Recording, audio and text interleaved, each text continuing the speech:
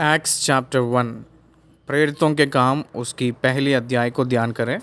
इस अध्याय में लिखा हुआ वचनों की संख्या 26 है। इस 26 वचन दो भाग के रूप में दिखाई देती हैं। पहला भाग यीशु मसीह पुनरुत्थान हुए के बाद 40 दिन तक उनके चेले लोगों को प्रत्यक्ष होते हुए पवित्र आत्मा के बारे में जो वादा इंतज़ार करने के लिए उन लोगों को कहकर वो आरोहण हुए तक जो रहा हुआ भाग, ये हमें पहले 11 वचनों में दिखाई देती है। उसके बाद 12 वचन से लेकर 26 वचन के बीच में उनके सेवक लोग यरूशलेम जो जैतून नामक पहाड़ से लेकर यरूशलेम के निकट जाकर वहाँ पहुँचे तो उस अटारी पर गए जो 120 लोग, जो स्त्रियों और पुरुष दोनों को मिलाकर 120 लोग, उन लोग उस अटारी में 10 दिन तक प्रार्थना करते रहे। 50वें दिन तक जो कहा गया है कि पेंतकोस्त का पर्व तक वो लोग उस प्रार्थना को जारी रखे थे। परंतु वो प्रार्थना शुरू करने के संदर्भ में यहूदा इस्करियोती जो प्रेरितों 12 प्रेरितों में एक फांसी लगाकर मर गया था, वो प्रभु को धोखा दिया था। वो मृत्यु हुआ था, इसलिए उसके स्थान में और एक प्रेरित को लेकर आने के लिए बाकी 11 लोग योजना किए थे। इसलिए उन लोग यूस्तुस जो कहलाता है बरसबा, यूसुफ को जो बरसबा कहलाते हैं और उपनाम यूस्तुस है, दूसरा मत्तियाह को चिट्ठियाँ डाले थे इन दोनों के नाम से। तो वो दोनों नाम को चिट्ठियाँ जब डाले थे, मत्तियाह के नाम से चिट्ठी आई थी, उस व्यक्ति को 11 प्रेरितों से 12 व्यक्ति के रूप में गिने गए थे। इस रीति से ये अध्याय दो भाग के रूप में दिखाई देती है। तो वचन के बाद वचन को अगर हम देखें तो पहला वचन और दूसरी वचन में लूका जी ने थियोफिलस को इस लेख लिखते हुए सबसे पहले जो लिखा हुआ ग्रंथ है वो लूका रचित सुसमाचार था। यीशु मसीह प्रभु प्रचार करने के लिए आरंभ किया गया हुआ कामों के बारे में विवरण लूका रचित सुसमाचार लिखा हूँ कहकर कहे थे। उसके बाद पवित्र आत्मा परमेश्वर करने के लिए, प्रचार करने के लिए शुरू किया गया हुआ कार्यों को, उस विषयों के बारे में लिखने के लिए प्रेरितों के कामों के ग्रंथ के नाम से मैं लिख रहा हूँ कहकर बताए गए थे। ये हमें पहला और दूसरी वचनों में दिखाई दे रही है। उसके बाद तीसरी वचन में 40 दिनों के बारे में, उनकी चिन्हों के बारे में, उनकी सबूतों के बारे में, वो पुनरुत्थान हुए के बाद वो जो दिखाए हैं उसकी प्रमाणों के बारे में याद दिलाते हुए आए थे। उसके बाद चौथी वचन में वादा, पवित्र आत्मा परमेश्वर की वादा के बारे में विवरण दिखाते हुए आया है। 5वीं वचन में पवित्र आत्मा बपतिस्मा के बारे में प्रोफेसी यहाँ दिखाई दे रही है। 6वीं वचन में परमेश्वर के राज्य के बारे में प्रश्न प्रेरितों से पूछे सो तब समयों को, काल को अपने वश में वो रखे थे, उसको जानने का काम आपका नहीं है कहकर बताए थे। उसके बाद 8वीं वचन ये सारे ग्रंथ का एक मूल वचन है। पवित्र आत्मा तुम पर आएगा तब तुम सामर्थ पाओगे। आप लोग यरूशलेम, यहूदा और समरिया पृथ्वी की छोर तक मेरे गवाह होंगे कहकर याद दिलाए थे। उसके बाद 9वीं वचन उनको ऊपर उठा लिया गया और बादल ने उसे उनकी आंखों से छिपा लिया।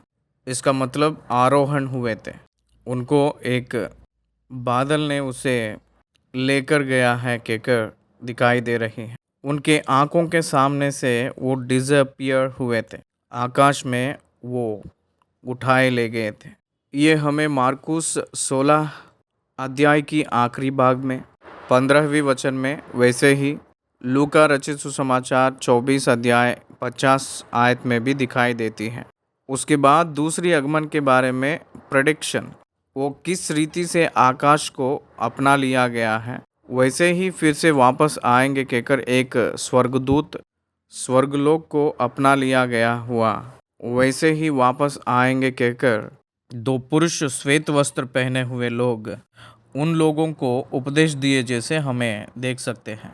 उसके बाद 12 वचन से लेकर 26 वचन तक लिखा हुआ वचन की भाग यह है कि उनके आरोहण हुए के बाद उस मत्तयाह का सिलेक्शन तक दूसरी भाग के रूप में हम लोग देख सकते हैं। इसमें 12 वचन से लेकर 14 वचन के बीच उन लोग जो 12 प्रेरितों, यीशु मसीह की माता मरियम स्त्रियों में और कुछ स्त्री लोग मिलजुल के रहे थे। इन सभी लोग विश्राम दिन में यानी सब्त के दिन जैतून नामक पहाड़ से जो यरूशलेम के निकट एक सब्त के दिन की दूरी पर अटारी पर चढ़कर वहाँ प्रार्थना कर रहे थे, प्रार्थना में लगे रहे। उस संदर्भ में 15 से लेकर 20वीं वचन के बीच यहूदा के विषय में जो यीशु के पकड़वाने वाला का अगुवा था, पवित्र शास्त्र का वह लेखा पूरा हुआ जो पवित्र आत्मा ने दाऊद के मुख से कहा गया, जो धोखा देकर जो कमाए हैं, अधर्म की कमाई से एक खेत मोल लिया और सिर के बाल गिरा और उसका पेट फट गया, सिर के बल गिरा और उसका पेट फट गया और उसकी सब अंतड़ियाँ निकल पड़ी, वो मर गया था। और उस धन से हकल दमा अर्थात लहू का खेत जो खरीदे थे, वादा पूरी हुई थी। भजन संहिताओं में उसके बारे में जो कहा गया है, उस वादा परिपूर्ण हुआ है कहकर 20वीं वचन में हमें लिखाई दे रहा है। 21 और 22 वचनों में अपोस्तल की क्वालिफिकेशन कहा गया। 23 वचन में नॉमिनेशन, उन दोनों लोगों का नाम चिट्ठी डाला गया है, नॉमिनेशन। 24 और 25 वचनों में प्रार्थना किए थे। 26 वचन में चिट्ठियाँ निकाली थी तो मत्तियाह का नाम आया था। ये है हमें पहली अध्याय में दिखाई देने वाली प्रमुख डिविजन्स के रूप में इस पहली अध्याय को हम लोग देख सकते हैं। तो आइए पहली वचन से लेकर बारी बारी से हम लोग वचन को ध्यान करें। प्रेरितों के काम पहली अध्याय पहली वचन से हम लोग पढ़े। हे थियोफिलुस, मैंने पहली पुस्तक उन सब बातों के विषय में लिखी जो यीशु आरंभ से करता और सिखाता रहा, उस दिन तक जब तक वह उन प्रेरितों को जिन्हें उसने चुना था पवित्र आत्मा के द्वारा आज्ञा देकर ऊपर उठाया ना गया। उसने दुख उठाने के बाद बहुत से पक्के प्रमाणों से अपने आप को उन्हें जीवित दिखाया और 40 दिन तक वह उन्हें दिखाई देता रहा और परमेश्वर के राज्य की बातें करता रहा। हे थियोफिलुस, यहाँ तेलुगु ट्रांसलेशन में दो अलग अलग संदर्भ अनुवाद करते समय नीचे का ऊपर वाला नीचे आया है। पहला लिखा हुआ जो ग्रंथ यीशु मसीह प्रभु जो उपदेश आरंभ किया गया है, यीशु मसीह का प्रचार आरंभ किया गया हुआ ग्रंथ पहला ग्रंथ था। दूसरा, यीशु मसीह ने वो खुद जो चुन लिया है प्रेरितों को, जो आज्ञा किए थे, ये दूसरा ग्रंथ था। ये प्रेरितों के काम का ग्रंथ है। पहला ग्रंथ का नाम लूका रचित सुसमाचार है। यीशु मसीह प्रभु की कार्य और उनकी प्रचार, उनका उपदेश ग्रंथ था। प्रेरितों के कामों का ग्रंथ पवित्र आत्मा की कार्य, कामों और उनकी प्रचार उपदेश, प्रेरितों के द्वारा वो जो दिए हैं उस संदेश, ये दोनों के बारे में बता रहे हैं। यहाँ जो आज्ञा दी कहकर जो शब्द है ना, पवित्र आत्मा के आज्ञा के द्वारा दूसरा, आरंभ से करता और सिखाता रहा कहकर जो शब्द है ना, इसको ओरिजिनल लैंग्वेज में लोगोस कहकर लिखे थे। ग्रीक भाषा में लोगोस कहकर जो शब्द की अर्थ ये है कि परमेश्वर का वचन। लोगोस कहकर जो अर्थ का शब्द का अर्थ ये है कि परमेश्वर की वचन शारीरिक रूप से यीशु मसीह कहकर एक व्यक्ति के रूप में आया है कहकर अर्थ आती है। एफिसियों के पत्री पहली अध्याय की 8वीं वचन में दया संकल्प के हिसाब से मसीह कहकर जो गुप्त के बारे में प्रचार किए कहकर कहते हैं, वो गुप्त यीशु मसीह ही है वहाँ एक व्यक्ति के रूप में। वैसे ही तीमुथियुस की पत्री 6 अध्याय उसकी 3 आयत में, पहला तीमुथियुस के, यदि कोई और ही प्रकार का उपदेश देता और खरी बातों को अर्थात हमारे प्रभु यीशु मसीह की बातों को और उस उपदेश को नहीं मानता जो भक्ति के अनुसार है कहकर शब्द वहाँ दिखाई देती है। इसलिए इसका मतलब लोगोस का मतलब परमेश्वर का बात और परमेश्वर का वचन, वचन का खरी मार्ग, वचन का उपदेश, वचन कहकर एक व्यक्ति, इस प्रकार की अर्थ आए जैसे लोगोस कहकर जो शब्द है, ये पवित्र बाइबल के ग्रंथ में 330 बार लिखा गया है। यीशु आरंभ से करता और सिखाता रहा, पवित्र आत्मा करने के लिए और आरंभ से करता और सिखाता रहा। जो पुस्तक यही लिखा है कहकर हमें बताया जा रहा है। ये किसको लिखा गया है? थियोफिलुस को लिखा है। थियोफिलुस कहकर जो व्यक्ति का नाम, इसका अर्थ यह है कि the one who loves God and the one who loves by God, परमेश्वर को प्यार करने वाला और परमेश्वर से प्यार किया गया हुआ व्यक्ति के रूप में अर्थ आने वाली, इस प्रकार का अर्थ आने वाला नाम है ये रोमन सरकार में एक commercial name, just like district magistrate common name Theophilos कहकर जो नाम है। परंतु उस दिनों में लेखक जो लिखते थे उन लोग फेमस होने के लिए उस प्रकार की व्यक्तियों को देते रहते थे। इसलिए लूका थियोफिलुस को ये 2 ग्रंथ, लूका रचित सुसमाचार, प्रेरितों के कामों का ग्रंथ, उसके नाम से लिखे थे। तब वो एक्सेप्टेंस एंड पब्लिक एक्सेप्टेंस रहता है, उसको लोग तुरंत अपनाएंगे, इसलिए इस रीति से लिखे हैं कहकर कह सकते हैं। उसके बाद पहली वचन में देखें तो, हे थियोफिलुस, मैंने पहली पुस्तिका उन सब बातों के विषय में लिखी कहकर कह रहे हैं। कौन है ये? मत्ती रचित सुसमाचार 10 अध्याय पहला 4 आयतों को देखें तो, लूका रचित सुसमाचार 6 अध्याय 12 से लेकर 16वीं वचन में 12 लोगों का नाम दिया गया है। ये 12 लोगों का जो प्रभु ने सेवा के निमित्त बुलाए जैसे हमें दिखाई दिया है। लूका रचित सुसमाचार 6 अध्याय 12वीं वचन से पढ़े तो, उन दिनों में वह पहाड़ पर प्रार्थना करने गया और परमेश्वर से प्रार्थना करने में सारी रात बिताई। जब दिन हुआ तो उसने अपने चेलों को बुलाकर, चेले लोग बहुत संख्या है उनका, उनमें से 12 चुन लिए। यीशु मसीह को केवल 12 लोग ही चेले नहीं, वो जब धरती पे जिंदा रहकर सेवा करने का दिनों में बहुत से लोग उनके पीछे हो लिए थे। वैसे पीछे हो लिए हुए उस विश्वासियों में 12 लोगों को प्रेरितों के रूप में नियुक्त करके उन्हें प्रेरितों कहकर भेजे गए हैं कहकर जो नाम उनको दिए थे। वो लोग कौन है कहकर पूछे तो 14 आयत से देखेंगे, और वे ये है शमौन जिसका नाम उसने पतरस भी रखा, और उसका भाई अंद्रियास और याकूब और यूहन्ना और फिलिप्पुस और बर्तुलमै और मत्ती और तोमा और हल्फाई का पुत्र याकूब और समोन जो जेलोतेस कहलाता है और याकूब का बेटा यहूदा और यहूदा इस्करियोती जो उसका पकड़वाने वाला बना। इन 12 को परमेश्वर सेवा के निमित्त बुला लिए थे।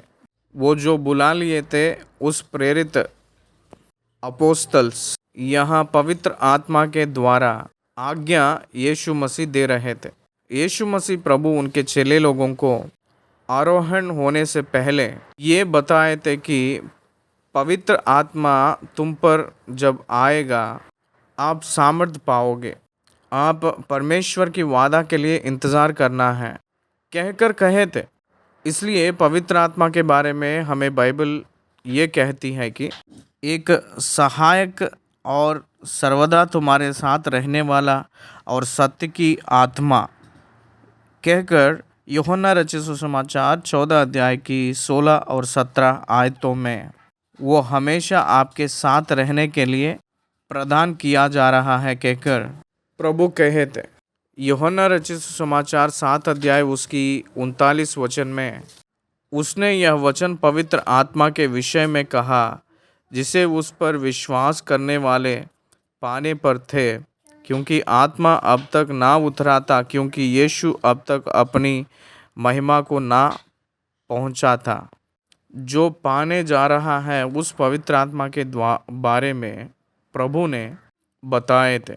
उसके बाद यूहन्ना रचित सुसमाचार 15 अध्याय उसकी 26 आयत में परंतु जब वह सहायक आएगा जिसे मैं तुम्हारे पास पिता की ओर से भेजूंगा, अर्थात सत्य की आत्मा जो पिता की ओर से निकलता है, तो वह मेरी गवाही देगा कहकर प्रभु ने कहे थे। इसलिए आत्मा के बारे में हम लोग देखें तो जिसके पास आत्मा नहीं रहेगा उनका संबंधी नहीं रहेगा और वो उनका नहीं होगा कहकर रोमियों के पत्री 8वीं अध्याय 9वीं आयत में दिखाई दे रहा है। और पहली कुरिन्थियों के पत्री 6 अध्याय उसकी 17 आयत में और जो प्रभु की संगति में रहता है वह उसके साथ एक आत्मा हो जाता है कहकर दिखाई दे रही है। आत्मा के वजह से हम लोग परमेश्वर के संतान हो रहे हैं। जितने लोग उनकी आत्मा के द्वारा अगुवाई चलाए जाते हैं उन सभी लोग परमेश्वर के पुत्र के रूप में रहेंगे कहकर रोमियों के पत्री 8 अध्याय 14 से लेकर 17 तक लिखे थे। आत्मा से जो चलता है वो दास नहीं, अध्याय 4 6 से लेकर 9 तक लिखा गया है। तुम जो पुत्र हो इसलिए परमेश्वर ने अपने पुत्र के आत्मा को जो हे अब्बा हे पिता कहकर पुकारता है हमारे हृदय में भेजा है। इसलिए तू अब दास नहीं परंतु पुत्र है, और जब पुत्र हुआ तो परमेश्वर के द्वारा वारिस भी हुआ। पहले तो तुम परमेश्वर को ना जानकर उनके दास थे जो स्वभाव से परमेश्वर नहीं, पर जो तुमने परमेश्वर को पहचान लिया वरन परमेश्वर ने तुमको पहचाना, तो उन निर्बल और निकम्मी आदि शिक्षा की बातों की ओर क्यों फिरते हो जिनके तुम दोबारा दास होना चाहते हो कहकर लिखा है। इसलिए पौलुस ने कुरिन्थियों को लिखते हुए एक ही आत्मा के द्वारा हम लोग बपतिस्मा पाए हैं कहकर कहते हैं। पहली कुरिन्थियों के पत्री 12 और 13 12वीं अध्याय की 13वीं वचन में, गलातियों के पत्री 3 अध्याय की 3 आयत में, क्या तुम ऐसे निर्बुद्धि हो कि आत्मा की रीति पर आरंभ करके अब शरीर की रीति पर अंत करोगे कहकर हमें दिखाई देती है। आत्मा के वजह से परमेश्वर को निवास स्थान के रूप में हमें इफिसियों के पत्री 2 अध्याय 22 वचन में दिखाई देती है। वैसे ही परमेश्वर की आत्मा हमें कार्य करेगा कहकर पहली कुरिन्थियों के पत्री 12 अध्याय उसकी 11 वचन में यूँ लिखा है कि परंतु ये सब प्रभावशाली कार्य वही एक आत्मा करता है और जिसे जो चाहता है वह बांट देता है कहकर लिखा है। इसलिए पवित्र आत्मा परमेश्वर की प्रामुख्यता यीशु मसीह प्रभु ने उनको बताए थे। उसके बाद वो दुख उठाए के बाद में 40 दिन तक पक्के प्रमाणों से अपने आप को उन्हें जीवित दिखाया और 40 दिन तक वह उन्हें दिखाई देता रहा और परमेश्वर के राज्य की बातें करता रहा। यीशु मसीह पुनरुत्थान हुए के बाद इसका मतलब मृतकों में से वो जी उठकर वो जीवित है कहकर कह लिए थे। उन लोगों से बातें किए थे, उनको 11 बार अपने आप को जीवित के रूप में दिखाई दिए थे चेले लोगों को।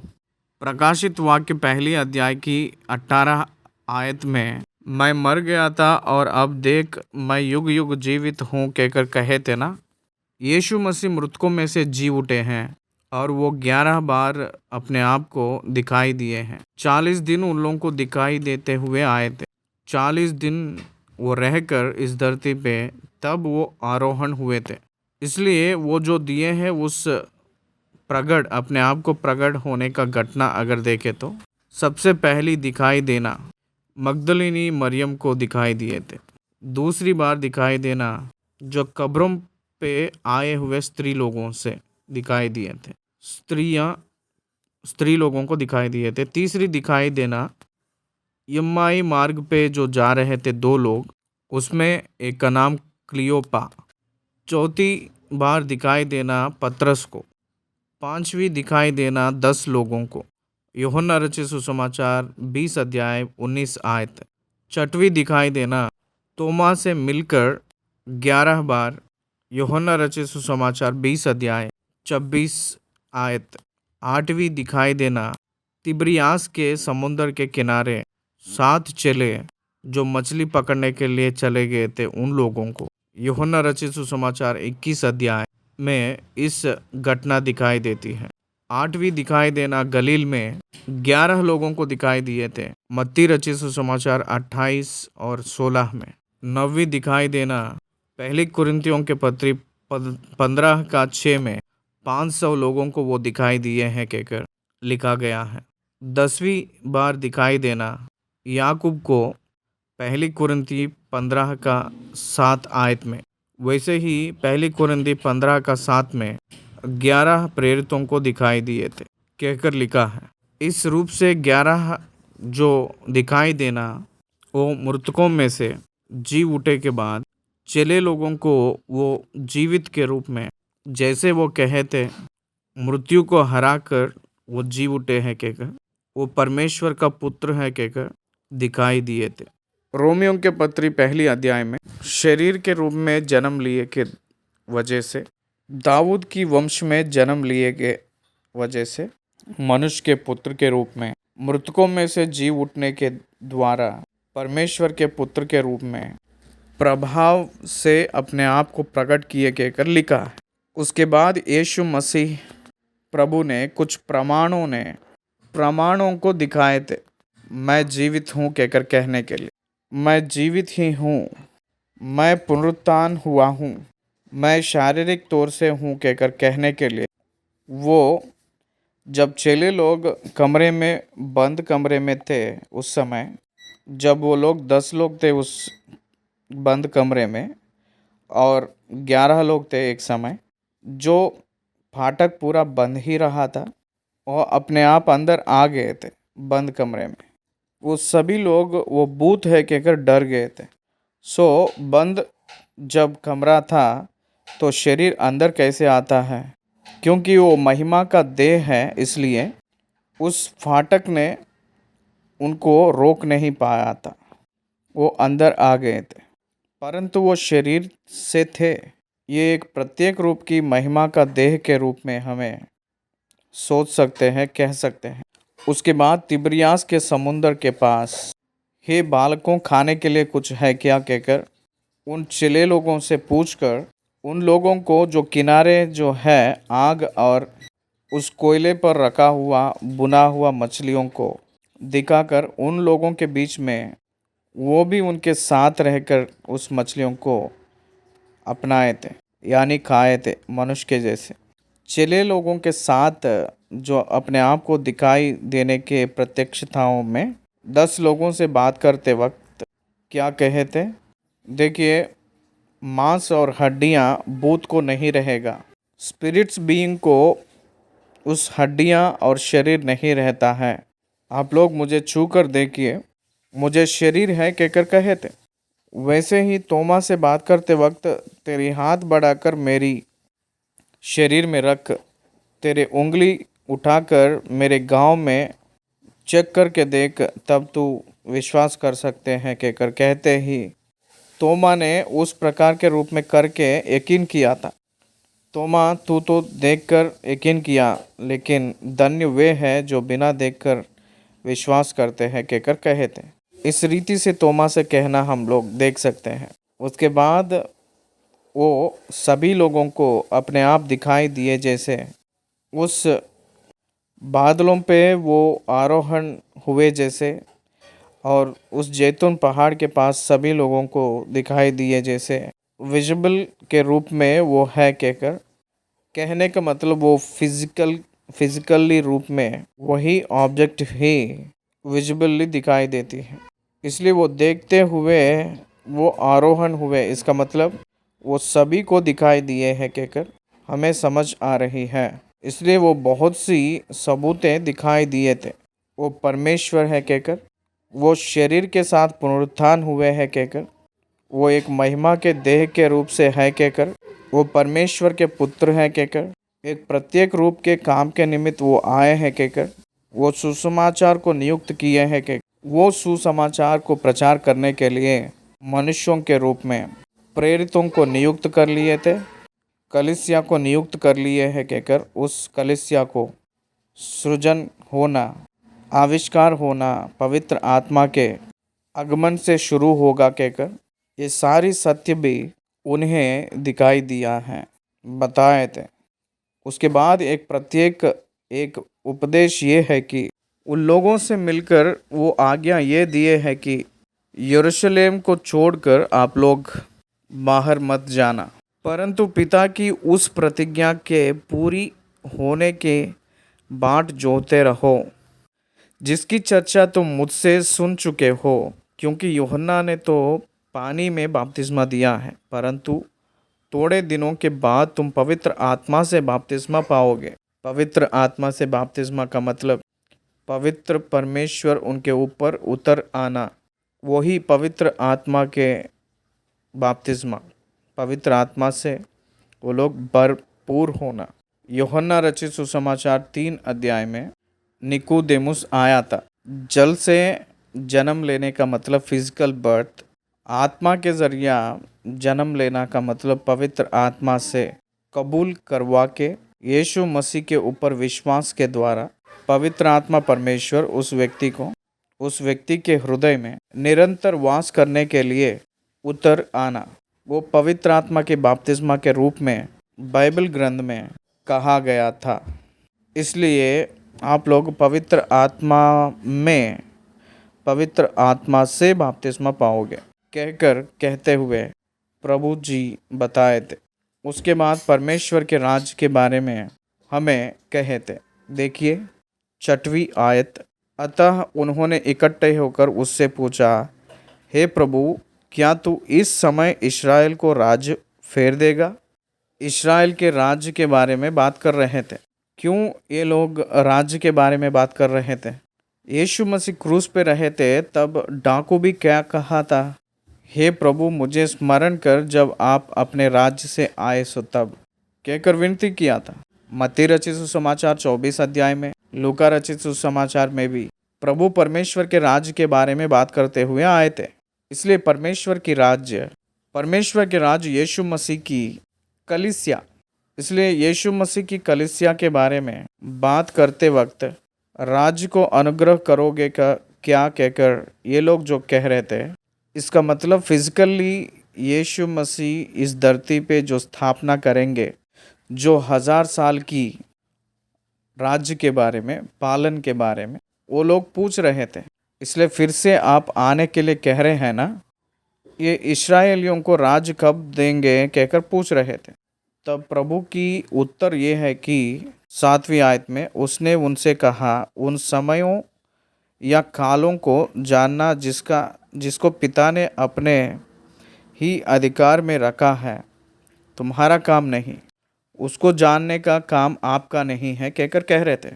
परमेश्वर के राज्य कब आएगा, मसीह के लिए राज्य कब सौंपा जाएगा, नया आकाश और नया धरती पे लोग कब जाएंगे, यीशु मसीह की रहस्य आगमन, दूसरी आगमन कब संभव होगा, उसके बाद धरती पे यीशु मसीह कब पैदल अपने पांव रखेंगे, ये सब आज के विश्वासी लोग ही नहीं, पहले शताब्दी में जो प्रेरित के रूप में नियुक्त किया गया है वो लोग भी पूछे थे।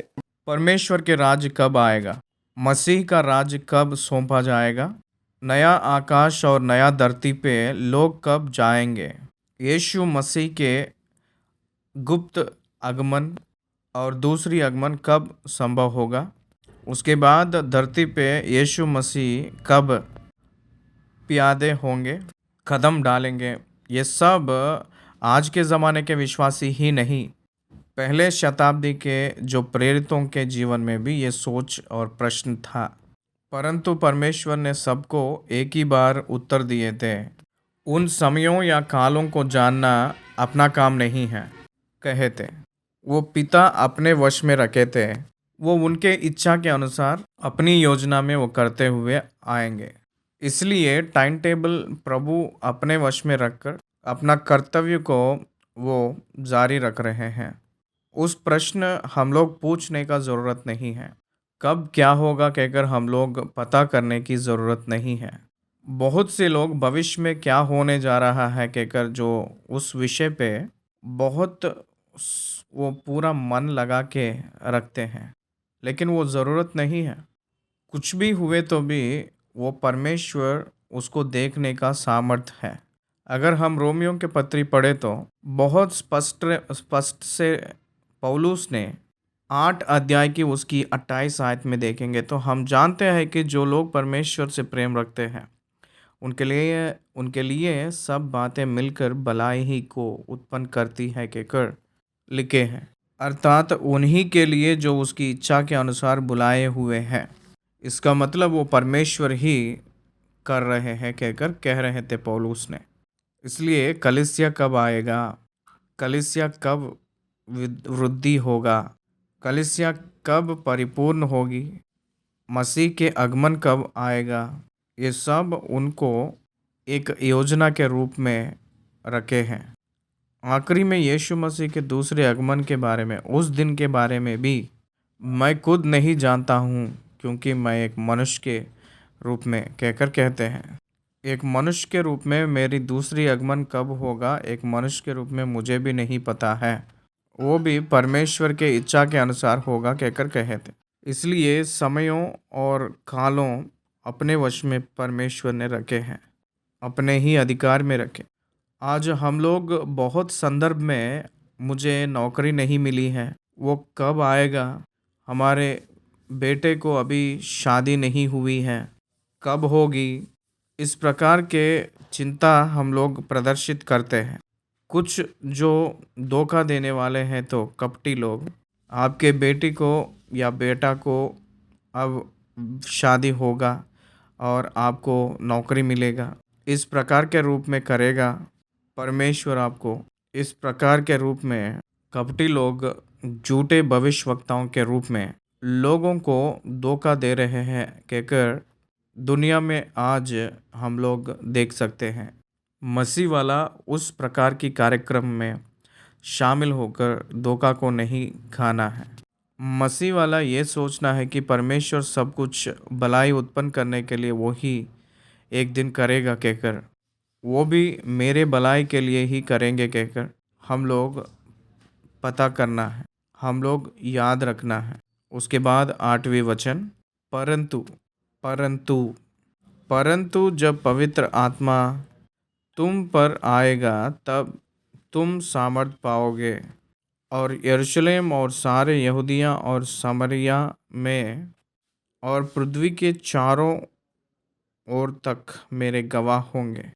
पृथ्वी की चोर तक मेरे गवाह होंगे कहकर उन लोगों से कहे थे। परमेश्वर उन्हें पृथ्वी के चोर तक, यरूशलेम से लेकर यहूदिया, समरिया पृथ्वी के छोर तक उनकी सेवक लोग प्रेरितों ने गवाह के रूप में रहने जा रहे हैं कहकर परमेश्वर ने कह रहे हैं। जब पवित्र आत्मा तुम पर आएगा कहकर जो शब्द है वहाँ हम लोग वो एक वादा के रूप में है कहकर समझना है। यीशु मसीह ने यूहन्ना रचित सुसमाचार 14 अध्याय में मैंने जाना आपको लाभ है, मैं यहाँ रहने से भी मैं जाना ही जो प्रेरितों के रूप में आपको प्रयोजन है, क्योंकि मेरे जगह में और एक सहायक को परमेश्वर पिता ने भेजेंगे। ये आपके लिए एक वादा है। परमेश्वर ने वादा कर रहे थे। क्या वादा कर रहे थे? दूसरा एक सहायक आएगा।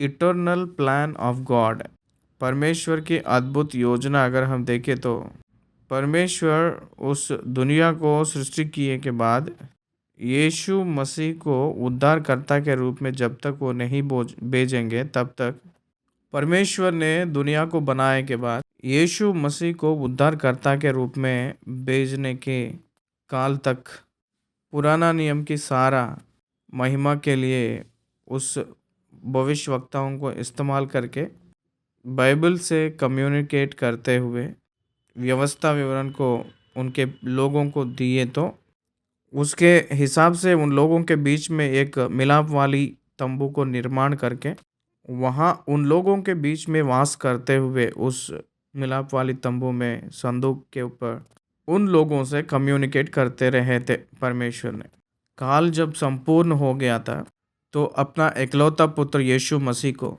इस दुनिया में भेजे थे।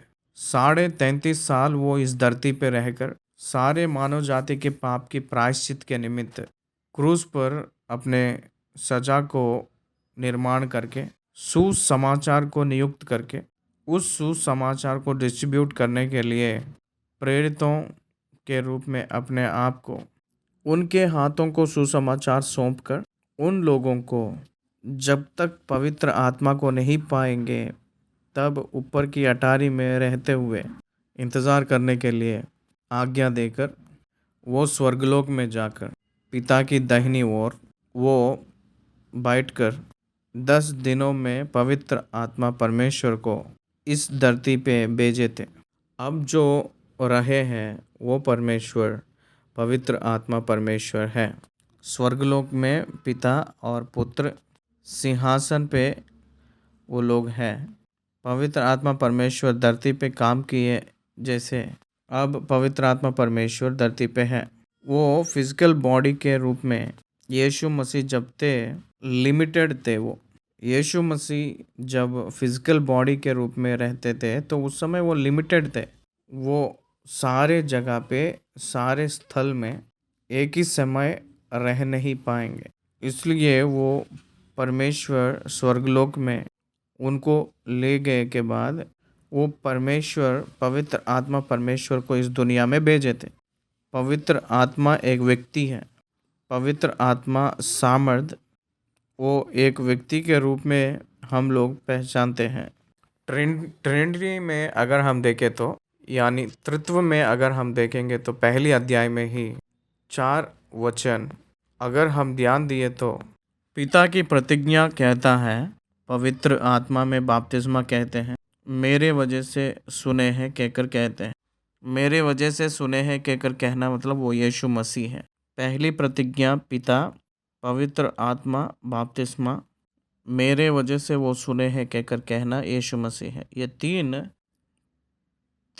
त्रित्व एक ही वचन में हम लोगों को दिखाई देती है। वो एक सबूत के रूप में बता रहे हैं। गॉड्स इटर्नल प्लान है, ये याद दिला रही है। उसके बाद जो वचन में देखेंगे तो जो ध्यान कर रहे थे उसमें पृथ्वी के छोर तक गवाह होंगे कहकर कह रहे हैं। इसका मतलब ये लोग यीशु मसीह की सेवकाई में ये अपोस्तल्स का गवाही है। वो जो सबसे पहले जो कानान में जो शादी होने से पहले ही ये जो अपोस्तल्स गवाह थे, वो सबसे पहले कानान कहकर जो उस गांव में जाने से पहले ही सबसे पहले चिन्ह के रूप में उस जल को दाखरस के रूप में बदलने से पहले ही वो उनके पब्लिक मिनिस्ट्री प्रारंभ होने से पहले ही, जल को बदलने से पहले ही जो दाखरस बनाए थे, वो पब्लिक मिनिस्ट्री को उस प्रेरितों को भेजने से पहले ही वो जो किए हैं, सबसे पहले काम वो ये है कि चेले लोगों को नियुक्त किए थे। इसलिए पब्लिक मिनिस्ट्री आरंभ करने से पहले ही परमेश्वर ने चेले लोगों को नियुक्त कर लिए थे। इसलिए यूहन्ना रचित सुसमाचार 2 अध्याय में यीशु मसीह और यीशु मसीह के चेले, यीशु मसीह के माँ जो उस शादी में ब्याह में न्योता दिया गया है कहकर कहते हैं, उनके बपतिस्मा के बाद वो सबसे पहले चेले लोगों को नियुक्त कर लिए थे, क्योंकि उन लोग उनके सेवकाई को परिपूर्ण रीति से आई विटनेसेस के रूप में रहे। वही लोग उस दुनिया में सुसमाचार को लेकर जाने वाले हैं कहकर यीशु मसीह को पहले ही पता है ना। इसलिए उन लोग परिपूर्ण रीति से यीशु मसीह प्रभु की चिन्ह और अद्भुत कार्य और उनकी उपदेशों को बहुत नज़दीक से सुने हुए लोगों के जैसे साथ में होते हुए अद्भुत कार्यों को देखे आई विटनेसेस के रूप में रहे, जैसे उन लोगों को पहले से ही नियुक्त कर लिए थे। वो लोग गवाही लोग थे यीशु मसीह के पब्लिक मिनिस्ट्री के लिए और पब्लिक स्पीचेस के लिए, सारे मिराकल्स के लिए, साइंस के लिए। उन लोग असली गवाह थे। यीशु मसीह के मृत्यु को वो लोग गवाह थे। यीशु मसीह के पुनरुत्थान को वो लोग गवाह थे। यीशु मसीह के आरोहण को वो लोग गवाह थे। उतना ही नहीं, पवित्र आत्मा परमेश्वर जब उतर कर आए थे, उस आत्मा को पाए हुए अनुभव में वही लोग गवाह थे। इसलिए पहले यूहन्ना के पत्री में पहला अध्याय की पहली वचन में क्या कहते हैं पता है? उस जीवन के वचन के विषय में जो आदि से था, जिसे हमने सुना और जिसे अपनी आंखों से देखा, वरन जिसे हमने ध्यान से देखा और हाथों से छुआ। इसका मतलब यीशु मसीह को वचन यीशु मसीह के रूप में प्रत्यक्ष हुआ है कहकर कहने के लिए ये वचन कहा गया है।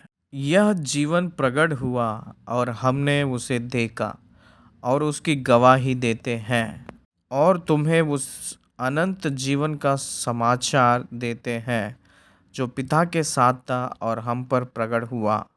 जो कुछ हमने देखा और सुना है उसका समाचार तुम्हें भी देते हैं, इसलिए कि तुम भी हमारे साथ सहभागी हो और हमारी यह सहभागिता पिता के साथ और उसके पुत्र यीशु मसीह के साथ है। क्या आप समझ रहे हो? अपना सहभागिता यीशु मसीह के साथ, पिता के साथ है। इसलिए पिता, पुत्र, पवित्र आत्मा के त्रिएक परमेश्वर विश्वासी के संबंध और सहभागिता जुड़ी हुई है कहकर प्रेरितों ने गवाह दे रहे थे। मेरे प्रिय भाई और बहन, हमें प्रभु के गवाह है। इसका मतलब गवाह देने वाले नहीं, गवाह के रूप में जी रहे हुए लोग हैं हम। किसको गवाह है? यीशु मसीह की पब्लिक मिनिस्ट्री के लिए, यीशु मसीह परमेश्वर कहकर कहने के लिए, यीशु मसीह परमेश्वर का वचन कहकर कहने के लिए, यीशु मसीह नर अवतार लेकर आए हुए एक परमेश्वर कहकर कहने के लिए, यीशु मसीह ही परमेश्वर धरती पे नर अवतार उठाकर आए हैं कहकर गवाह देने के लिए, यीशु मसीह आरोहण हुए हैं कहकर कहने के लिए गवाह है, यीशु मसीह पुनरुत्थान हुए हैं कहकर कहने के लिए हर एक मसीह वाला गवाह है। इसलिए पवित्र आत्मा परमेश्वर जब विश्वासी को प्रदान किया जाएगा, तब उस व्यक्ति ने गवाह के रूप में बदलेगा। इसलिए मसीह के कलीसियाओं में गवाह के रूप में हम लोग गवाही देते हुए आते हैं। गवाही दिए हैं, इसलिए हम लोग गवाह नहीं बने। परमेश्वर के कार्यों को हम लोग अनुभव करने के वजह से हम लोग गवाह बने हैं, गवाहियाँ दे भी रहे हैं। इसलिए परमेश्वर की पवित्र आत्मा के द्वारा संभव होगा। पहला यरूशलेम में सबसे पहले प्रेरितों ने कहाँ गवाह बने थे? यरूशलेम में हुए थे। प्रेरितों के काम पहला 7 अध्यायों को यरूशलेम में जो हुई थी घटनाएं उसकी विषय के बारे में बताती हैं। 8 से लेकर 12 अध्यायों के बीच में यहूदिया समरिया में जो हुई थी घटनाएं उसके बारे में जो भी घटनाएं विषय उसमें देख सकते हैं। 13 से लेकर आखिरी अध्याय तक सारे धरती के चोर तक जो हुई थी उस घटनाएं विषय हम लोग उसमें देख सकते हैं। इसलिए ये सारे प्रांत में प्रेरितों ने गवाह के रूप में है। वो लोग जो दिए हैं उस विटनेस के वजह से, वो लोग जो दिए थे उस विटनेस की वजह से पूरा दुनिया भर सुसमाचार फैल गई है, बढ़ती गई है, खंडों खंडों पार कर दिया है। वो लोग जो दिए थे वो विटनेस क्या है कहकर देखे तो यीशु मसीह ही परमेश्वर है, यीशु मसीह ही जीवन का अधिपति है, यीशु मसीह ही उद्धार करता, यीशु ही मसीहा है कहकर गवाह दे रहे तो उसके लिए प्रतिफल के रूप में वो लोग प्राण देने का स्थिति हुई थी। उसका प्रतिफल के रूप में वो लोग प्राण देने के लिए हुआ था, प्राण देना पड़ा। प्रेरितों में एक यूहन्ना को छोड़कर बाकी सभी लोग मार्टिर्स के रूप में, शहीदों के रूप में मर गए थे। क्या एक झूठ के लिए कोई भी प्राण रखते हैं क्या?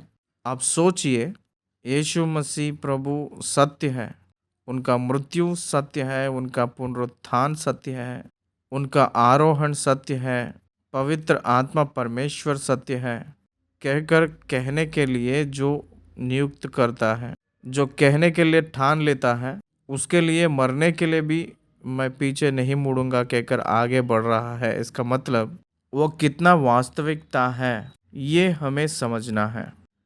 अमेरिका के देश में वाटर स्कैम कहकर एक हुई थी। वो 3 मंत्री लोग उस यूएसए में उस विषय को गुप्त रखने के लिए यत्न किए थे, लेकिन वो 3 दिन के अंदर ही वो बाहर प्रकट हो गई थी।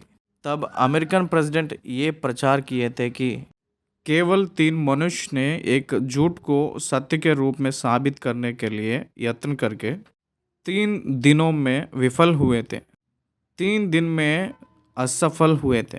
लेकिन प्रेरितों ने 12 लोग, वो लोग जो कहे थे, जो यकीन नहीं कर सकते हैं वैसे बहुत से विषय, अगर वो लोग झूठ होकर प्रचार किए तो वो लोग प्राण रखने वाले नहीं होते थे। उन लोग सक्सेस हुए थे, वो लोग प्राण रख दिए थे। वो लोग सत्य है कहकर मैंने कह रहा हूँ, resurrection of Jesus Christ is truth कहकर मैं यकीन कर रहा हूँ, क्योंकि रिजरेक्शन यीशु मसीह का ट्रूथ हुई है। इसलिए वो लोग मरने के लिए भी इच्छा रखे हैं कहकर मैंने आपको गवाही दे रहा हूँ कहे थे। इसलिए प्रेरितों ने गवाह के रूप में है। उसके बाद धरती पे वास करने वाले आप और मैं भी परमेश्वर के गवाह हैं। हमें यीशु मसीह प्रभु को गवाह के रूप में है। यीशु मसीह प्रभु है, परमेश्वर है, उद्धार करता है कहकर इस सारी दुनिया में प्रचार करते हुए आ रहे हैं। आज भी मसीह वाले दुख को अनुभव कर रहे हैं, कारण उनकी पुनरुत्थान वास्तविकता है। बहुत से लोग उनका गवाह के रूप में शहीद होने के लिए तैयारी पे हैं, कारण वो सत्य है, उनका पुनरुत्थान सत्य है, वो एक जीवित परमेश्वर है कहकर हम लोग गवाह दे रहे हैं। उनके नाम पर विश्वास के द्वारा मुफ्त में पाप का क्षमा मिलेगी, आत्मा में एक कन्फर्मेशन है कहकर गवाह दे रहे थे आज के मसीह के समाज। उसके बाद 9वीं आयत, यह कहकर वह उनके देखते देखते ऊपर उठा लिया गया और बादल ने उसे उनकी आँखों से छिपा लिया। यीशु मसीह प्रभु ने बादल में उठाए ले गए हैं। वो लोग देखते देखते ही हमें ये मत्ती रचित सुसमाचार में हम लोग 28 अध्याय मत्ती रचित सुसमाचार में देखें तो उन लोगों को परमेश्वर ने एक ग्रेट कमीशन दिए हुए यहाँ दिखाई देती है। यहाँ निश्चय इस विषय के बारे में बात करना है। ग्रेट कमीशन दिखाई दे रही है। 11 चेले गलील में उस पहाड़ पर गए थे। तब यीशु ने उन्हें ये बातें बताए थे। यीशु ने उनके पास आकर कहा, स्वर्ग और पृथ्वी का सारा अधिकार मुझे दिया गया है, इसलिए तुम जाओ, सब जातियों के लोगों को चेला बनाओ और उन्हें पिता और पुत्र और पवित्र आत्मा के नाम से बपतिस्मा दो और उन्हें सब बातें जो मैंने तुम्हें आज्ञा दी है मानना सिखाओ। वैसे ही लूका रचित सुसमाचार 24 अध्याय। तब वह उन्हें बैतनिय्याह तक बाहर ले गया और अपने हाथ उठाकर उन्हें आशीष दी और उन्हें आशीष देते हुए वह उनसे अलग हो गया और स्वर्ग पर उठा लिया गया। प्रेरितों के काम पहला अध्याय उसकी 9 आयत में लिखा है कि उनको बादल ने उसे उनको उठा आंखों से छिपा लिया कहकर लिखा है। वो जो बादलों में उठा लिया गया है कहकर जो शब्द को अगर ध्यान से देखेंगे तो तेस्सलोनिकियों के पुस्तक पहली अध्याय में वो किस रीति से वो गए हैं, वैसे ही वापस आने का तरीका यहाँ तेस्सलोनिकियों के नाम जो पौलुस प्रेरितों की पहली पत्री में हम लोग देख सकते हैं। चलिए देखें तो आइए पहले तेस्सलोनिकियों के पत्री उसका 34 अध्याय उसका 13 आयत से लेकर हम लोग 18 आयत तक देखें। वो मसीह लोगों के उस धीरज के बारे में कहा जा रहा है। हे भाइयों, हम नहीं चाहते कि तुम उनके विषय में जो सोते हैं अज्ञानी रहो। ऐसा ना हो कि तुम दूसरों के समान शोक करो जिन्हें आशा नहीं, क्योंकि यदि हम विश्वास करते हैं कि यीशु मरा और जी भी उठा, तो वैसे ही परमेश्वर उन्हें भी जो यीशु में सो गए हैं उसी के साथ ले आएंगे।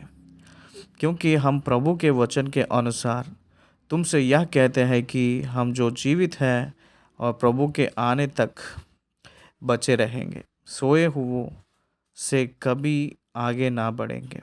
क्योंकि प्रभु आप ही स्वर्ग से उतरेगा, उस समय ललकार और प्रधान दूत का शब्द सुनाई देगा और परमेश्वर की तुरही फूंकी जाएगी और जो मसीह में मरे हैं वे पहले जी उठेंगे। तब हम जो जीवित और बचे रहेंगे उनके साथ बादलों पर उठा लिए जाएंगे कि हवा में प्रभु से मिले और इस रीति से हम सदा प्रभु के साथ रहेंगे। इस प्रकार इन बातों से एक दूसरे को शांति दिया करो। हम कैसे मिलेंगे उनसे? उनके साथ बादलों पर उठा लिए जाएंगे कि हवा में प्रभु से मिले। इसका मतलब बादलों में उठा लिया जाएंगे कहकर जो यहाँ कहा जा रहा है वो केवल यीशु मसीह के लिए ही नहीं, विश्वासियों के रूप में हमें भी उनके गुप्त आगमन में आकाश मंडल में उनसे मुलाकात करने के लिए मसीह के कलीसिया भी उनके साथ उनके जैसे बादलों पर उठा लिए जाएंगे है कहकर वचन हमें बता रही है। प्रेरितों के काम पहले अध्याय में ये विवरण हमें स्पष्ट रूप में दिखाई दे रहा है।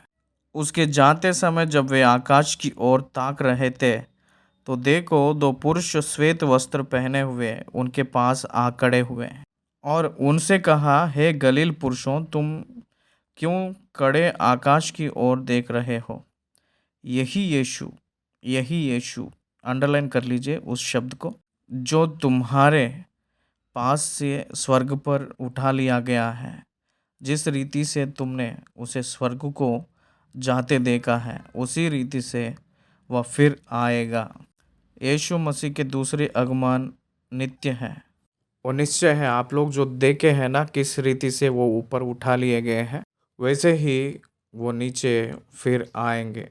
इसका मतलब गॉड्स इटर्नल प्लान प्रोफेस किया जा रहा है, अक्षर के रूप में कहा जा रहा है, कलीसिया के रूप में नियुक्त किया जा रहा है।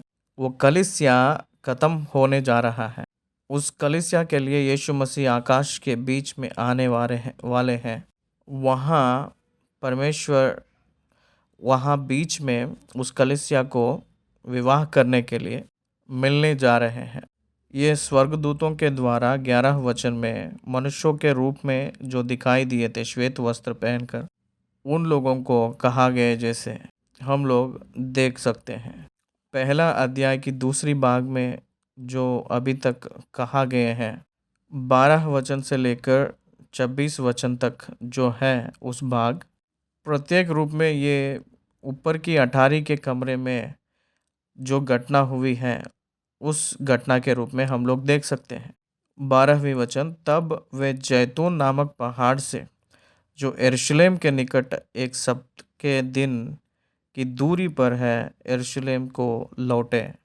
पवित्र आत्मा परमेश्वर बहुत स्पेसिफिकली उस प्लेसेस को मेंशन कर रहे थे। क्या आप लोग ध्यान दिए हैं? स्थान, व्यक्ति और समय। स्थान, व्यक्ति और समय, ये तीन इतिहास में भाग हैं। ये तीन को मिलाए तो ही इतिहास बनेगी, फैक्ट होगा, वो ट्रूथ होगी, वो प्रूफ होगा। इसलिए जैतून पहाड़ जिस जगह से प्रभु ने आरोहण हुए थे गलील में, वहाँ से यरूशलेम को उन लोग वापस लौटे थे, वो डिस्टेंस भी वहाँ दिया गया है। पहाड़ से जो यरूशलेम के निकट एक सप्ताह के दिन की दूरी पर है। सप्ताह के दिन पैदल चलने का दूरी की उतना दूर पे है। विश्राम दिन में वो लोग नहीं चलना है, पैदल नहीं चलना है, यात्रा नहीं करना है कहकर हमें निर्गमन के पुस्तक 16 अध्याय उसकी 29 अध्याय आयत में, यहोवा ने जो तुमको विश्राम का दिन दिया है, इसी कारण वह 6वें दिन को 2 दिन का भोजन तुम्हें देता है, इसलिए तुम अपने अपने यहाँ बैठे रहना, 7वें दिन कोई अपने स्थान से बाहर ना जाना। और वैसे ही गिनती के पुस्तक 35 अध्याय की 5 आयत में, और नगर के बाहर पूर्व, दक्षिण, पश्चिम और उत्तर की ओर 2-2 हजार हाथ इस रीति से नापना कि नगर बीचों बीच हो।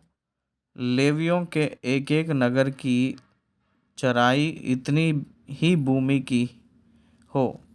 वो हमें 1.2 किलोमीटर्स आएगा, मतलब 1.2 किलोमीटर्स दूर चल सकते हैं कहकर कहे थे। इसलिए जब हम लोग यरूशलेम गए थे तब हम देखे थे डूम ऑफ द रॉक थोड़ा सा दूर में दिखाई दे रहा है। जैतून नामक पहाड़ जो कब्र का जो वाटिका दिखाई दे रही थी, वहाँ हम लोग मंडरा कर हम लोग प्रार्थनाएं भी किए थे। यरूशलेम के निकट एक सप्ताह के दिन की दूरी पर है, इसलिए वो यरूशलेम को लौटे। जब वे वहाँ पहुँचे तो उस अटारी पर गए जहाँ पतरस और यूहन्ना और याकूब और अंद्रियास और फिलिप्पुस और तोमा और बर्तलोमै और मत्ती और हल्फाई का पुत्र याकूब और शमौन जेलोतेस और याकूब का पुत्र यहूदा रहते थे।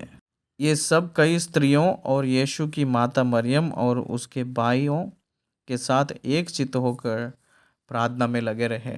बाइबल ग्रंथ में अगर हम देखें तो ओल्ड टेस्टमेंट में men were recognized, not the women। केवल पुरुष ही रिकॉग्नाइज्ड किए गए थे, स्त्री लोग नहीं। केवल पुरुषों को ही रिकॉग्नाइज किए थे। क्यों केवल पुरुषों को ही रिकॉग्नाइज किए थे, स्त्री लोगों को क्यों नहीं? That is the system of old testament. New testament में सिस्टम पुरुष और स्त्री कहकर भेदभाव नहीं है। आपको पूरा नया नियम में हे भाइयों कहकर शब्द दिखाई देती है ज़्यादा से ज़्यादा। हे भाइयों कहकर जो शब्द केवल पुरुष लोगों को ही नहीं, पुरुष और स्त्री दोनों के रूप में उद्देश्य बनाकर उस शब्द को लिखे थे। वो केवल मेन के ही संबंधित शब्द नहीं है। देखिए 120 जो ऊपर की अटारी के कमरे में कितने लोग स्त्री हैं हम कहेंगे, एक बार ध्यान से देखिएगा। मगदलीनी मरियम है, योहाना है जो हेरोदेस की पत्नी, कूजा है, सूजर है, याकूब की पत्नी मरियम है, जबदी के पुत्र की माँ है, सलोमे कहकर एक स्त्री है, यीशु मसीह के माँ है, पतरस की पत्नी मरिया है, वो भी है कहकर कहते हैं।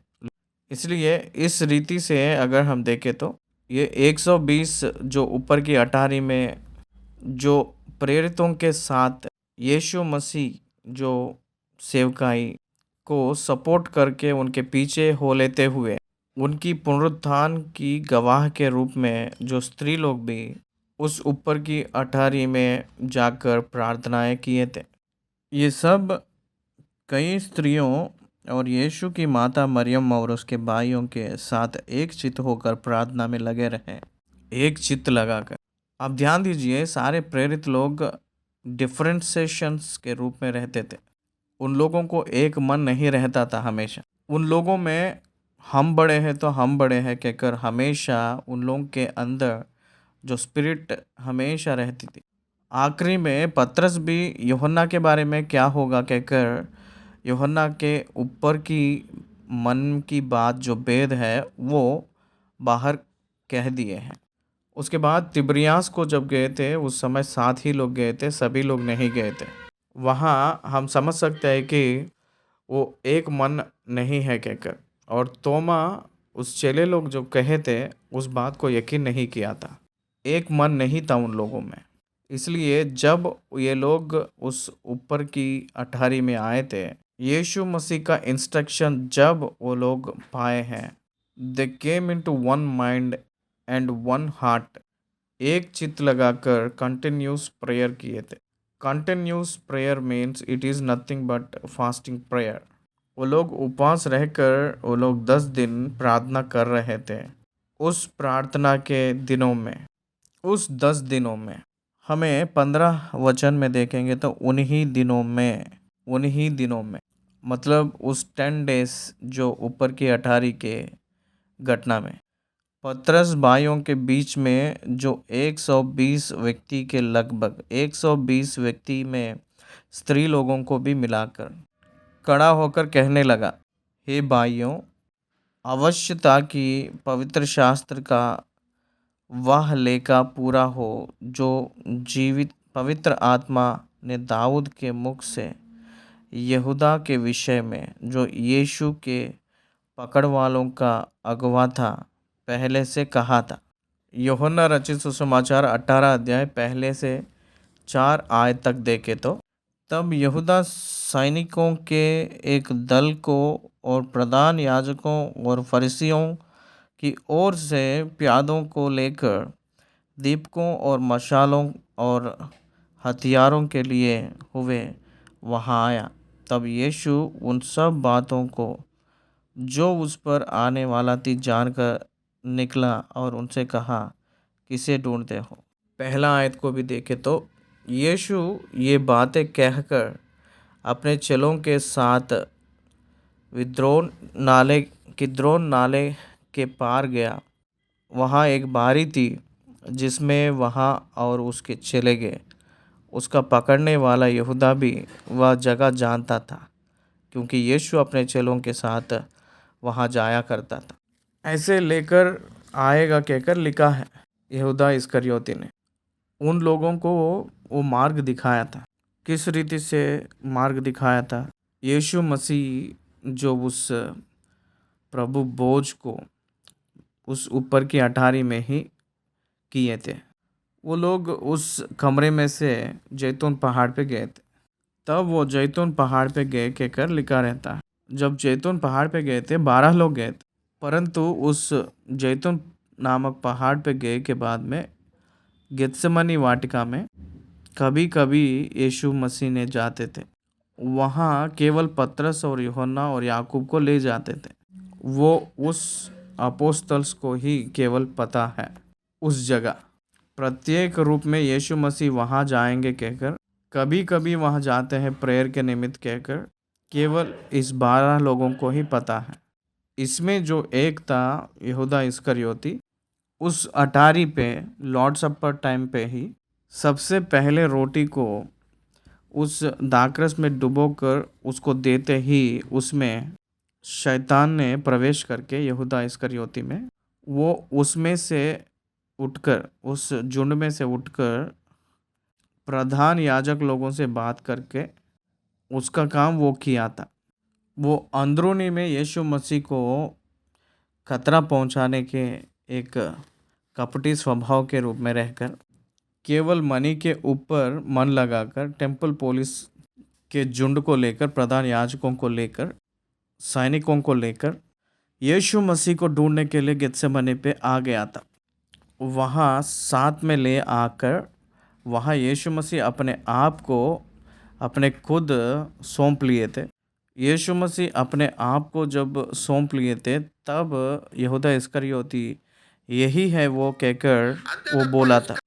उसको छोड़कर यहूदा इस्करियोती पकड़वाना वास्तव नहीं था।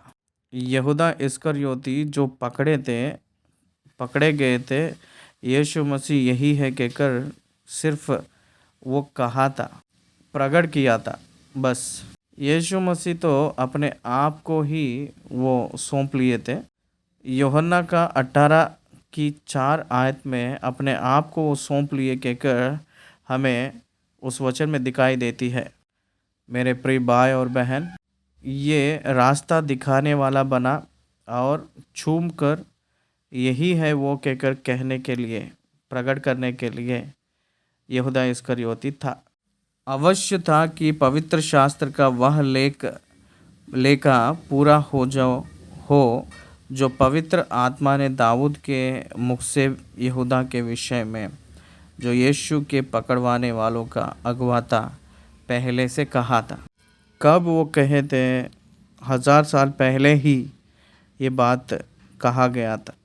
यीशु मसीह आने से पहले 1000 साल पहले ही दाऊद ने जिए थे इस धरती पर। वो जो लिखे थे उस भजन संहिता में, 109 भजन संहिता 8वें वचन से लेकर 15वें वचन तक लिखा हुआ वचन की भाग में वो लिखे थे। 8 से लेकर 15 तक मैं पढ़ूंगा। 109 भजन संहिता देखिए, उसके कहकर शब्द हम लोगों को बार बार दिखाई देती है। मैं पढ़ रहा हूँ। उसके दिन तोड़े हो और उसके पद को दूसरा ले, उसके बच्चे अनाथ हो जाए और उसकी स्त्री विधवा हो जाए और उसके लड़के मारे मारे फिरे और भीख मांग करे। उसको अपने उजड़े हुए घर से दूर जाकर टुकड़े मांगना पड़े। महाजन फंदों लगाकर उसका सरस्व ले ले और परदेशी उसकी कमाई को लूट ले। कोई ना हो जो उस पर करुणा करता रहे और उसके अनाथ बालकों पर कोई अनुग्रह ना करे। उसके वंश का नाश हो जाए, दूसरी पीढ़ी में उसका नाम मिट जाए। उसके पितरों का अधर्म यहोवा के स्मरण रहे और उसकी माता का पाप ना मिटे। वह निरंतर यहोवा के सम्मुख रहे कि वह उसका नाम पृथ्वी पर से मिटा डाले, क्योंकि वह दुष्ट कृपा करना भूल गया, वरन दीन और दरिद्र को सताता था और मार डालने की इच्छा से खेदित मन वालों के पीछे पड़ा रहता था।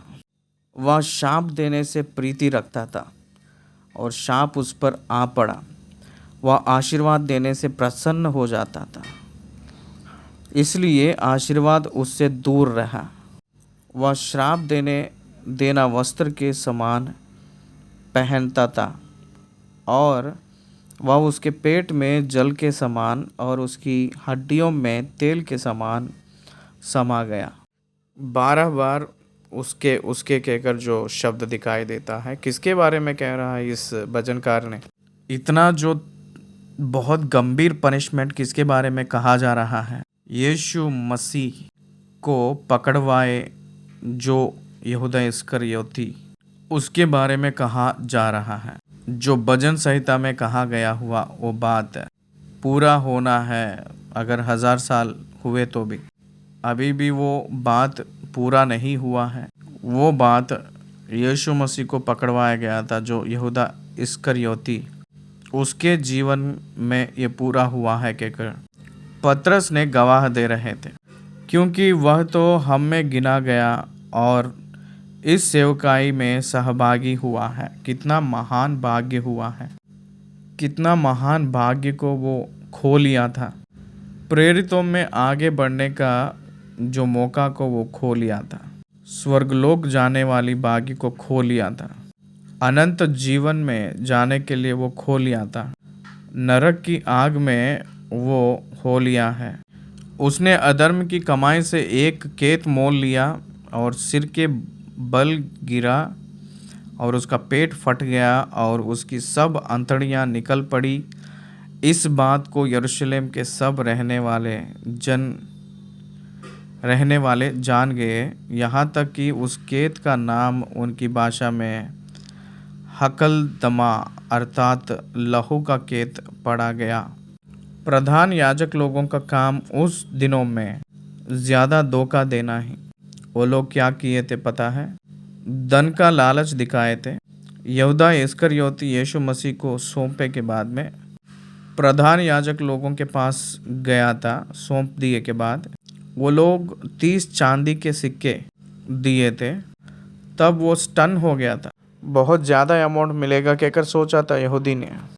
केवल एक जो मजदूरी को जो मिलता है उतना, गुलामी को जो मिलता है उतना देते ही वहीं फेंक कर वापस लौट आया था। वहीं उस धन को फेंक कर बहुत दुख होकर फांसी लगाकर मर मिटा था। परंतु उसको एक्सटेंड करते हुए क्या कहा था? उस 30 चांदी के सिक्के वहीं फेंक कर आ गया था और बहुत वो दुख उठाया है, फांसी लगाकर घर पे मर गया था। उसको और भी एक्सटेंड करते हुए यहाँ क्या दिए है कहकर देखे तो सिर के बल गिरा और उसका पेट फट गया और उसकी सब अंतड़ियाँ निकल पड़ी कहकर लिखा। सो ये 40 दिन के घटने में, यानी 40 दिनों में ये कांड हुआ कहकर हम लोग सोच सकते हैं। यीशु मसीह पुनरुत्थान हुए के बाद वो आरोहण होने से पहले प्रभु को मैंने धोखा दिया कहकर दुख से अपना जीवन को वो ख़त्म कर लिए। ध्यान से समझिए, यहूदा इस्करियोती जो गलत किया था वही उसी रीति का गलत प्रेरित पतरस भी किए थे। डिनाइंग हिज लॉ, अपनी प्रभु को धिक्कारना केवल यूदा ही नहीं किया था, पतरस भी किया था। पतरस ने 3 बार झूठ बोलकर यीशु मसीह को हम जानते नहीं कहकर कहते पतरस ने गलत किए थे। परंतु पतरस ने पश्चाताप करके रिपेंटेंस होकर फिर यीशु मसीह के पास आया था। लेकिन इस्करियोत यहूदी ने रिमोर्स हुआ था, यानी दुख हुआ था, ना कि पश्चाताप किया। रिपेंटेंस को नहीं पाया, रिपेंटेंस को ना होकर वो अपना जीवन को ख़त्म किया है। रिपेंटेंस ना पाकर अपने जीवन को ख़त्म किया था, फांसी लगा के मर गया था, क्योंकि लिखितों में वो नष्ट हुआ जैसा ही रहा। नाश का पुत्र के रूप में वो जीवन को ख़त्म कर लिया था। नाश का पुत्र को छोड़कर उन लोगों में कोई भी नष्ट नहीं हुआ कहकर वचन में लिखा है। 19 वचन, इस बात को यरूशलेम के सब रहने वाले जान गए, यहाँ तक कि उस खेत का नाम उनकी भाषा में हकलदमा अर्थात लहू का खेत पड़ गया। ये प्रधान याजक लोग क्या किए थे कहकर देखे तो उस 30 चांदी के सिक्के को लेकर, ये एक लहू का अपराध का संबंधित मनी है। इसको हम लोग बेंट की बक्सा में नहीं डाल सकते। कितने दौर्भाग्य के लोग हैं ये लोग, उस जो बेंट के डिब्बे में ना डालकर एक ज़मीन को खरीदेंगे कहकर, लहू का खेत कहकर जो कहा जा रहा है, एक ज़मीन को खरीद कर एक बरियल ग्राउंड के रूप में उसको नियुक्त किए। 20वीं वचन में 109 भजन संहिता में 8 और 9 आयतों में जो भी लिखा है वही वचनों को यहाँ हम लोग देख सकते हैं। भजन संहिता में लिखा है, उसका घर उजड़ जाए और उसमें कोई ना बसे और उसका पद कोई दूसरा ले ले। 21वीं वचन में, इसलिए जितने दिन तक प्रभु यीशु हमारे साथ आता जाता रहा, अर्थात यूहन्ना के बपतिस्मा ले लेकर उसके हमारे पास से उठाए जाने तक जो लोग बराबर हमारे साथ रहें। 21वीं वचन में पतरस ने एक क्वालिफिकेशन बता रहे थे। क्वालिफिकेशन ऑफ द अपोस्तल क्या होगा? अर्थात यूहन्ना के बपतिस्मा से लेकर उसके हमारे पास से उठाए जाने तक जो लोग बराबर हमारे साथ रहें। इसका मतलब यीशु मसीह जब तक बपतिस्मा नहीं लिए तब से लेकर इसका मतलब यीशु मसीह जब बपतिस्मा लिए तब से लेकर यीशु मसीह जो आरोहण जब तक हुए नहीं तब तक हमारे साथ जो चले थे, जो लोग बराबर उनके साथ साथ चले थे, उचित है कि उनमें से एक व्यक्ति हमारे साथ उसके जी उठने का गवाह हो जाए। इसका मतलब यीशु मसीह की पब्लिक मिनिस्ट्री की पर्सनल आई विटनेस जो है उन्हीं लोगों को अपोस्तल होने के लिए हक रहेगा। वो यूहन्ना रचित सुसमाचार पहली अध्याय में बपतिस्मा लिए थे। बपतिस्मा लिए के बाद में वो अपने चेले लोगों को नियुक्त कर लिए थे। कानान कहकर देश उस गांव में चेले लोगों के साथ उस शादी में वो गए थे। इसलिए बपतिस्मा लिए के बाद में चेले लोगों का नियुक्त करना, इसलिए उस दिन से लेकर यानी सेम डे बैप्टाइजर जिस दिन लिए थे उसी दिन से वो चेले लोगों को नियुक्त कर लिए हैं कहकर हमें समझ आ रही है। इसलिए उस दिन से लेकर वो जब तक आरोहण नहीं हुए तब तक हम सभी लोग गवाह हैं ना। वैसे जो लोग गवाह के रूप में कौन है कहकर खोजे तो इसका मतलब उस पीरियड में जो जीवित थे उनको जो लोग जानते हैं गवाह के रूप में जो है। 23 वचन को देखें, तब उन्होंने दो को खड़ा किया, एक यूसुफ को जो बरसबा कहलाता है जिसका उपनाम यूस्तुस है, दूसरा मत्तियाह को, और यह प्रार्थना की। मतलब ये दोनों लोग 120 के लोगों में थे। क्या प्रार्थना कर रहे थे 24 में? हे प्रभु, तू जो सबके मन जानता है। Wonderful verse. आप लोग याद रखिएगा, मनुष्य के मन को जानने वाला केवल एक परमेश्वर ही है। यीशु मसीह सुसमाचारों में चेले लोगों के हृदय को जानकर, बहुत लोगों के हृदय जानकर वो ये कहते कि हम वचनों को देख सकते, पढ़ सकते। आपके हृदय में क्यों ऐसे सोच रहे हैं कहकर फरीसी सद्दुकी लोगों से भी कभी पूछे थे। तब वो लोग एकदम अचंभ हुए जैसे यीशु मसीह किए थे। इसलिए हृदय को परखने वाला, हृदय को जानने वाला केवल परमेश्वर ही है। शैतान को तेरा हृदय नहीं पता होता है। आपका हृदय आपको ही पता होगी और परमेश्वर को पता होगा। आपके हृदय शैतान को नहीं पता होगा। आपके हृदय में एक सोच आए तो तब तुझे पता चलता है, लेकिन आपके हृदय में सोच आने से पहले ही परमेश्वर जानता है। आपके हृदय में हर एक विषय प्रभु जानते हैं। हे प्रभु, तू जो सबके मन जानता है, यह प्रकट कर कि इन दोनों में से तूने किसको चुना है कि वह इस सेवकाई और प्रेरिताई का पद ले जिसे यहूदा छोड़कर अपने स्थान को चला गया। अपने स्थान का मतलब यहूदा पैदा ना होने से पहले ही वो उस नरक के लिए नियुक्त किया गया है।